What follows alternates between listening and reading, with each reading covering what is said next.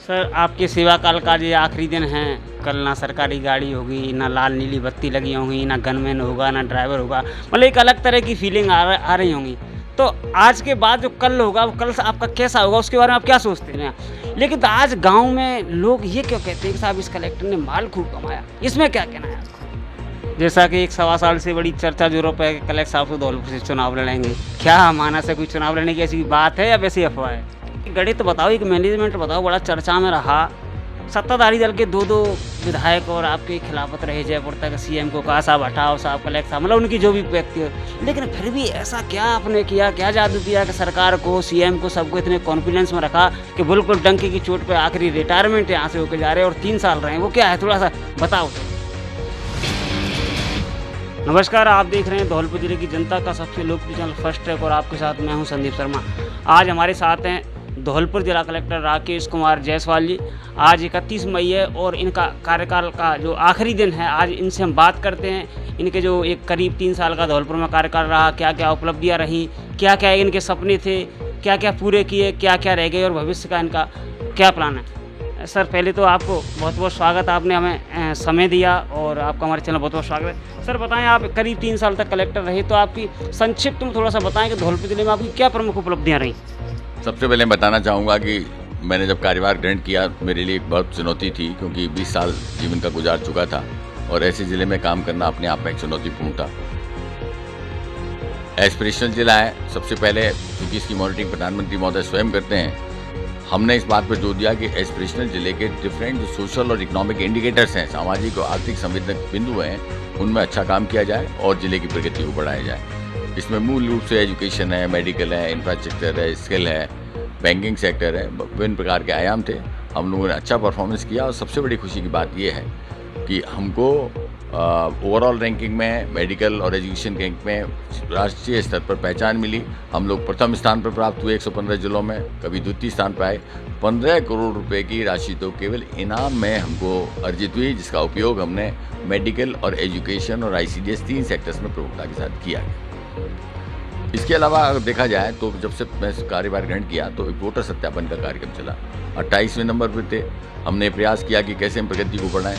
मुझे खुशी इस बात की है, उस टाइम सारे सरकारी अधिकारियों के पद खाली थे, केवल तहसीलदार का पद और CO जिला परिषद के पद भरे हुए थे। पर इसके बाद भी हमने सीधा संवाद किया और BLO से संवाद का परिणाम ये रहा और उसकी सघन मॉनिटरिंग की नतीजा ये रहा कि पूरे राज्य में हम प्रथम आए। गवर्नर अवार्ड से हमको जयपुर में माननीय गवर्नर साहब ने सम्मानित किया।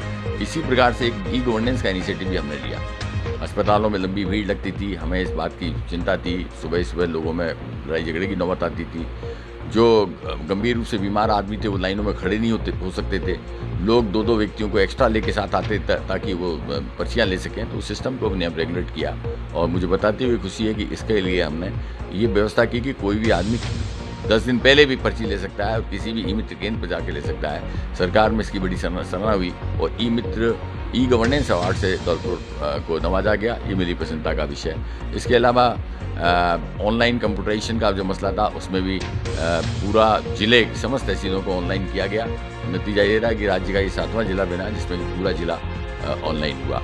इसके अलावा ONRC का जो प्रोजेक्ट था, जिसमें कि आधार सीडिंग होनी थी, उसमें भी 1 लाख से अधिक यूनिट्स को हमने काटा। राज्य स्तर पर उसकी सराहना हुई और उसमें भी हमारा परफॉर्मेंस अच्छा रहा। महिलाओं के क्षेत्र में अगर हम देखें तो सेल्फ डिफेंस हो, चाहे रेड क्रॉस के माध्यम से ट्रेनिंग हो, फर्स्ट एड की ट्रेनिंग हो, चाहे एडोलसेंट किड्स का प्रोग्राम हो, हमारा परफॉर्मेंस अच्छा रहा। एडोलसेंट किड्स के प्रोग्राम में माननीय मुख्यमंत्री महोदय जब सिंगुरई आए, उन्होंने भी इस प्रोग्राम को समझा, इसकी सराहना की। वास्तव में देखा जाए तो किशोर बालक बालिका का एक प्रोग्राम है जिसमें बच्चों की आयु परिवर्तन के साथ उनमें कई प्रकार के शारीरिक और मनोवैज्ञानिक बदलाव आते हैं। तो उसको कैसे हैंडल किया जाए किशोर और किशोरियों के द्वारा, इसकी एक शिक्षा दी गई। बाकायदा इसके कोर्स मॉड्यूल्स बने। IP ग्लोबल, मंजरी फाउंडेशन, इनके माध्यम से इसका कार्य कराया गया। पर मूल बात यह कि काम तो कराया सभी जगह जा रहा है, लेकिन कैसे वो धरातल पर उतरे, कैसे उसका वास्तव में जीवन में बदलाव आए, कैसे जो यूजर है उस बात को स्वीकार करे कि हाँ, इस प्रोग्राम से मुझे फ़ायदा हुआ। मूल बात ये थी। आज संगीता बेनीवाल जी आई थी, बाल संरक्षण आयोग की अध्यक्ष। प्रोग्राम हुआ, प्रोग्राम में उन्होंने एक बात कही कि मैं 27 जिलों में गई, लेकिन धौलपुर में आके जो मुझे संतोष हुआ वो कहीं नहीं मिला। अन्य जिलों में मैं जाती हूँ, वहाँ पर 2 दिन 3 दिन पहले उनको ट्रेनिंग दे दी जाती है, लोग खड़े हो जाते हैं, हम देख के समझ लेते हैं कि भाई ये खाना पूर्ति हो रही है। लेकिन धौलपुर में कार्यक्रमों को धरातल पर उतारा गया, क्योंकि बच्चों को हम पिछले 2-2.5 साल से लगातार ट्रेनिंग दे रहे हैं। बेटी बचाओ बेटी पढ़ाओ आंदोलन के माध्यम से हमने सेल्फ डिफेंस के कार्यक्रम को तैयार किया, जन सहयोग से उनको ट्रैक सूट्स उपलब्ध कराए, ट्रेनिंग ऑफ ट्रेनर प्रोग्राम चलाया गया। आज न केवल सरकारी बल्कि प्राइवेट स्कूल्स में भी इस कार्यक्रम का संचालन किया गया, जिसकी वजह से जनता में इस बात के लिए बहुत खुशी है। सर निसंदेह आपके जो कार्यकाल में बहुत अच्छे अच्छे काम हुए, चाहे कोरोना काल हो वो हो, लेकिन सर अब एक सवाल ये है कि जो भी कोई बड़े पद पर कोई अधिकारी जाता है तो उसकी ये इच्छा होती है कि उसके कुछ सपने होते हैं कि मैं कुछ अच्छा करूं। विशेषकर जो आरएएस से आईएएस आते हैं उनका जो मनोबल होता है, उत्साह होता है, वो उतना ही होता है जो कि एकदम फ्रेश जो ट्रेनिंग करके आईएएस आईपीएस।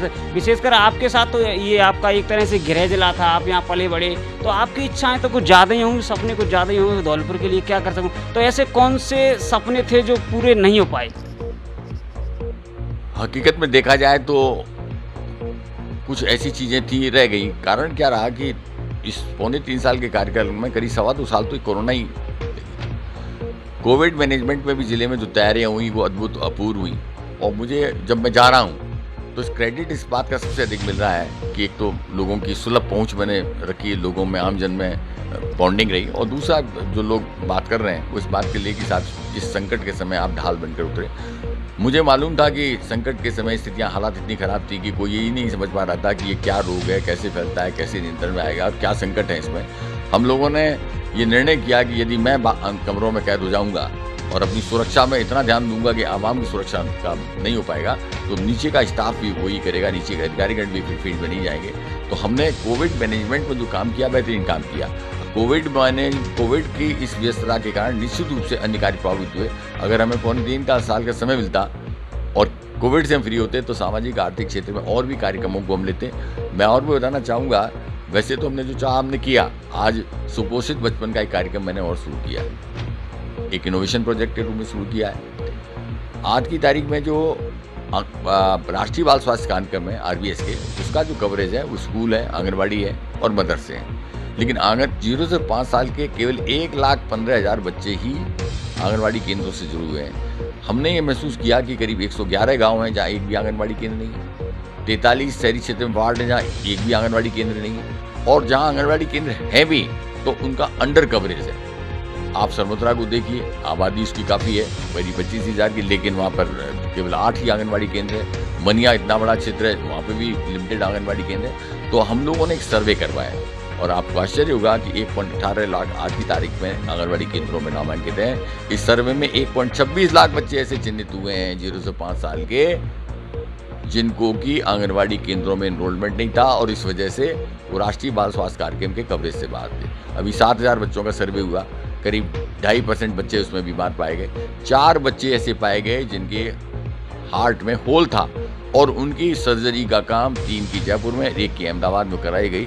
मैंने माननीय मुख्य सचिव महोदय के सामने जब ये प्रेजेंटेशन दिया तो उन्होंने इस बात के लिए खुशी व्यक्त की कि ऐसा कार्यक्रम आपने शुरू किया जिससे कि आम जनता को वास्तविक रूप से राहत हो, लाभ मिले और उनका बचाव हो। सर आपके सेवा काल का ये आखिरी दिन है, कल ना सरकारी गाड़ी होगी, ना लाल नीली बत्ती लगी होंगी, ना गनमैन होगा, ना ड्राइवर होगा, मतलब एक अलग तरह की फीलिंग आ रही होंगी। तो आज के बाद जो कल होगा, वो कल से आपका कैसा होगा, उसके बारे में आप क्या सोचते हैं?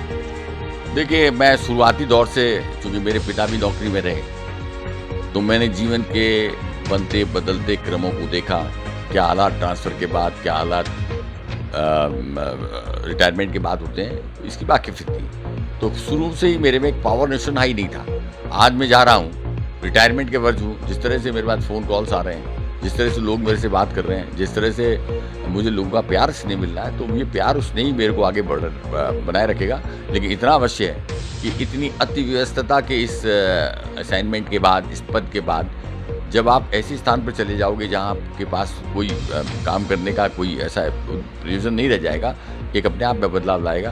प्रारंभिक तौर पर मैंने निर्णय किया, मैं मथुरा जा रहा हूँ, 2-3 दिन बाद धार्मिक यात्रा करूँगा, फिर अमरकंटक जा रहा हूँ। 8-10 दिन में अपने आप को इस नए जीवन, नए समीकरण, नई परिस्थितियों से अपने आप को समायोजित करूँगा। मैं जानता हूँ रिटायरमेंट के बाद 2 ही सवाल पूछे जाते हैं। सवाल नंबर 1, आपका स्वास्थ्य कैसा है? सवाल नंबर 2, कि बच्चे कैसे हैं? मैंने दोनों की तैयारी एडवांस में कर रखी है। मैंने कोरोना पीड़ित हुआ, मेरा काफ़ी कुछ सिस्टम बिगड़ा, लेकिन आज की तारीख में योगाभ्यास, फिजियोथेरेपी करके मैंने अपने आप को शारीरिक दृष्टि से मजबूत बनाया, मानसिक रूप से भी मजबूत बनाने का मेरा प्रयास जारी है। आज की तारीख में मुझे लोगों ने पूछा कैसा महसूस कर रहे हैं। हकीकत ये है कि पिछले 10-15 दिन से मैं इतना व्यस्त रहा कि मुझे ये महसूस करने का समय ही नहीं मिल रहा कि मुझे कुछ महसूस करना है। हाँ, जब मैं चला जाऊंगा 2-4 दिन बाद, तब मुझे महसूस होगा कि अब ना तो कोई फ़ोन कॉल्स और ना कोई व्यस्त रहने का उपक्रम, तो मुझे फिर करना पड़ेगा। परिवर्तन एक प्रकृति का हिस्सा है, परिवर्तन हम करेंगे और ऐसा कोई चीज़ करने का प्रयास करेंगे जिससे कि हमारा एंगेजमेंट रहेगा। हाँ, पारिवारिक दृष्टि से भी देखा जाए तो 2018 के बाद मैं अपनी बेटी से नहीं मिल पाया। जैसा कि 1-1.25 साल से बड़ी चर्चा जोरों पर है कि कलेक्टर साहब तो धौलपुर से चुनाव लड़ेंगे, क्या मानस है, कोई चुनाव लड़ने की ऐसी बात है या वैसी अफवाह है? डिफरेंट फॉर्म्स में जाता हूँ, ये बात उठती है।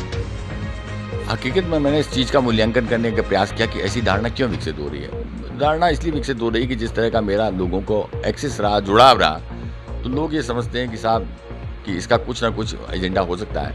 हकीकत में एडीएम भी रहा या जिन पोस्टों पर रहा या बीकानेर में रहा, सभी जगह मेरा आम जनता से सीधा जुड़ाव रहा। आज मैंने यह काम किया तो पटवारी हो, चाहे नर्स हो, चाहे ग्राम विकास अधिकारी हो, सीधे संवाद रखा।